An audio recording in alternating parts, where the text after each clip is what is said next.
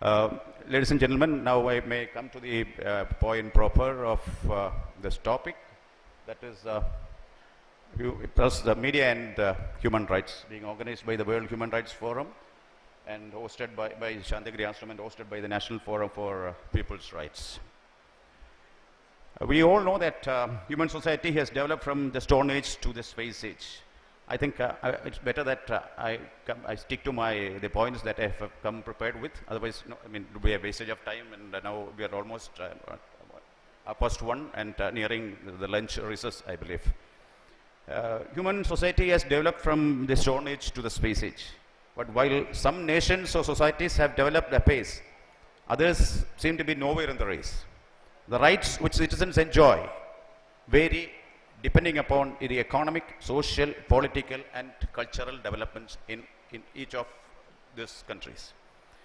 In view of the fact that there is a revolutionary change and growth in every sphere of life, and mainly in the communication and media world, media today plays a decisive role in the development of society. Thus, the role of media in protection of human rights cannot be ignored or minimized. Media is a communicator of the public. Today, its role extends not only to giving facts as news, it also analyzes and comments on the facts and thus shapes the views of the people. I mean, that's why we call media people as opinion leaders and, sort of thing. The impact of media on society today is beyond doubt and debate. The media has been setting for the nation its social, political, economic, and even cultural agenda. With the advent of satellite channels, its impact is even sharper and deeper. With 24-hour news channels, people cannot remain neutral to and unaffected by what the channels are saying day in and out, day in and day out.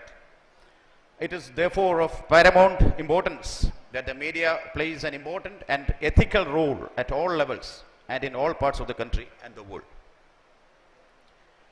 I heard Mr. James mention about there was a debate on human rights, especially in the early, in the 1980s and 80s and 90s, when militancy was at peak in the state of Punjab.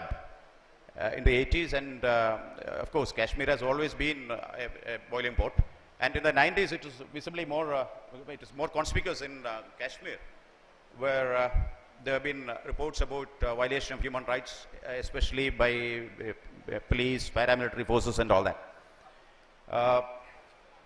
Then at that point of time, I think the Press Council of India, the apex body that we have not to control, but to doing the watchdog function over the media, had made some reports on the, it's a statutory authority, the Press Council of India, on the crisis that nation faced, our country faced in the 1980s and 90s, especially in the background of the Punjab and Kashmir issues.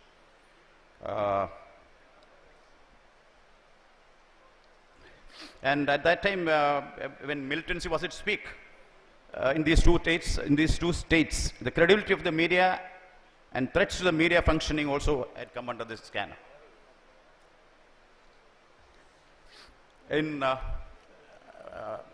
recent years, it has become apparent to observers as well as practitioners of mass communication that human rights is more newsworthy than it was in the past.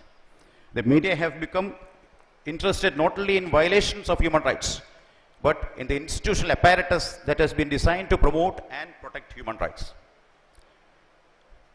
Partly this is due to the fact that many governments and international institutions have integrated human rights principles into their policy frameworks. Formally, therefore, the human rights discourses and human rights laws influenced public policy and diplomatic relations in ways that was not the case until the end of the Cold War. A large number of human rights organizations have emerged from within civil society in many countries around the world. These organizations monitor violations of human rights, lobby for reform, and feed the press with information on the subject. The many humanitarian crises in the last decade have also caused media organizations to increase their coverage of human rights.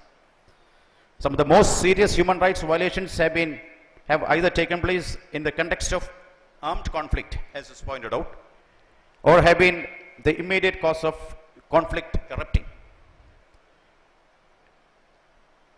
Though journalists have expanded coverage of human rights issues into new areas, many human rights issues are underreported. It's a fact that we need to admit.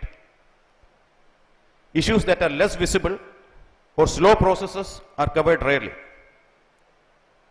Human rights are still taken largely to mean political and civil rights, and the importance of economic, social, and cultural rights is ignored widely by the media in their coverage of economic issues, including the international economy, poverty, inequity, and social and economic discrimination.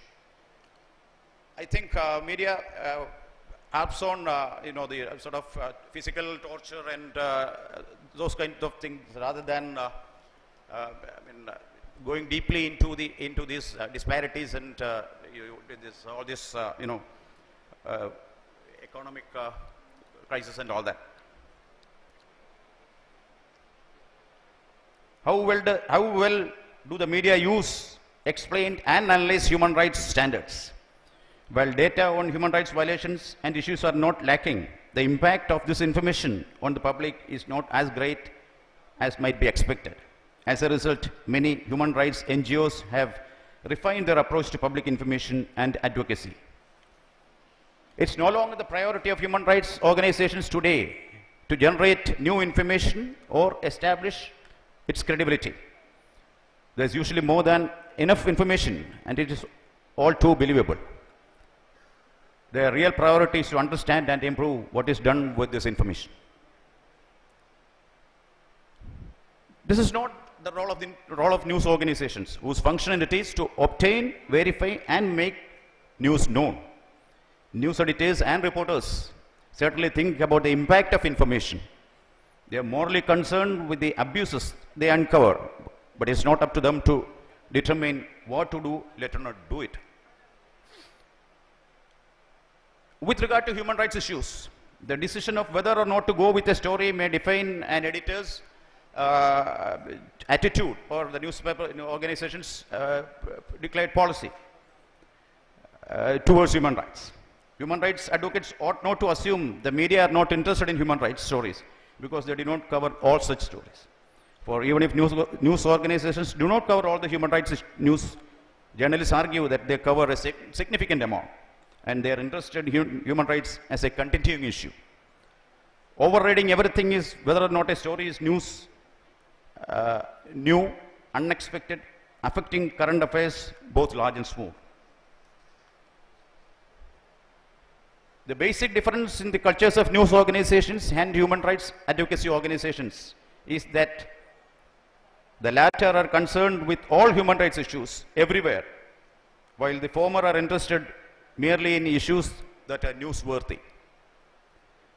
The news media are interested in human rights only in as much as it bears on news, like in the war front, for example.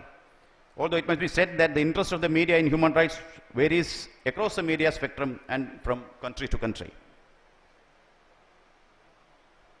Although the ordinary news professional in practically any part of the world is unlikely to ask such a question as, are human rights news?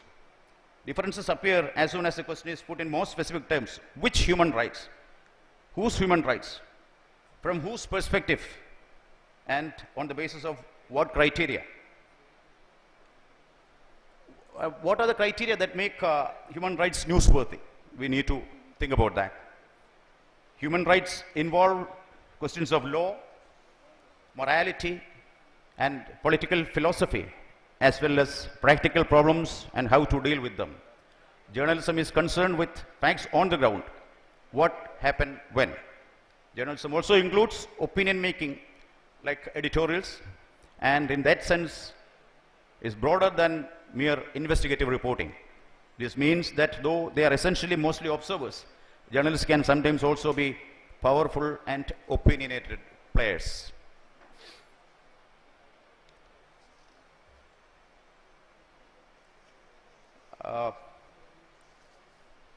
I won't be taking much of your time, but I think I need to conclude, though there are a few more points to be put across.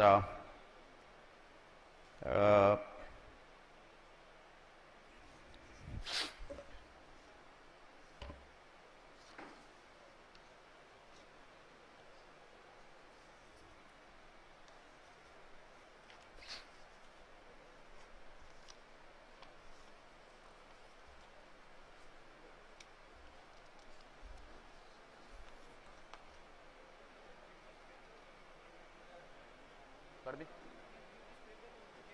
Yeah. I think it's better that I present this paper before this August audience rather than stealing much of your time.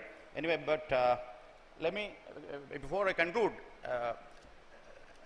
There's no denying the fact that media has a very positive role to play in the protection of human rights, and I believe the media the world over is performing this duty and responsibility to the maximum extent possible.